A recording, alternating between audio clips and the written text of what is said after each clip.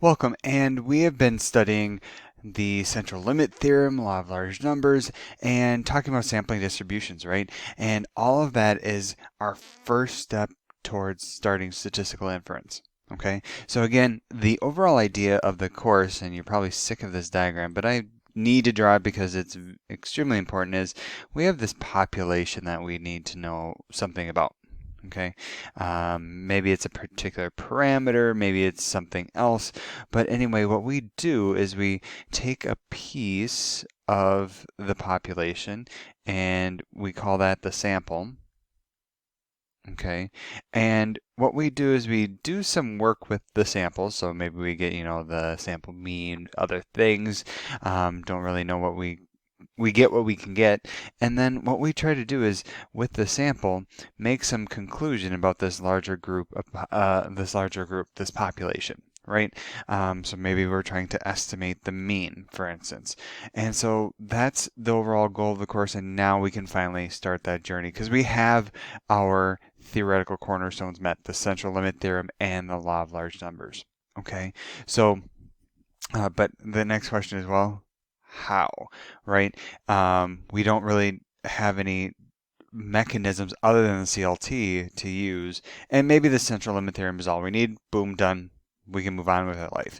But in general, the assumptions that we saw in the central limit theorem, I have them numbered here, 1, 2, and 3, typically really challenging to achieve in practice. Number one is actually pretty okay to achieve. Well, it's easier to achieve than not achieve. So you just get a simple random sample, and then consequently you get that the observations are going to be IID, that independent and identically distributed.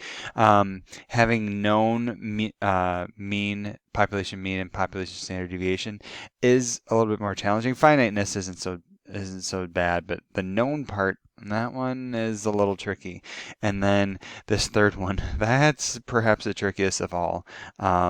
Knowing that we have a normal distribution or a large sample size. Large sample size can be easier to achieve, but not all the time depending on your population. So we need something else, right? And so, well, where do we start? Well, okay, so we're going to, over the rest of the semester, we're going to see variations on known and unknown with numbers 2 and 3. Okay, and we're going to investigate that. The first investigation that we're going to conduct is the case where our population mean is unknown. And then again, we would still know our population standard deviation. Okay, oh, and I see that's a big old typo. Well, you get the idea. So let's see where we begin with the case where the population mean is unknown.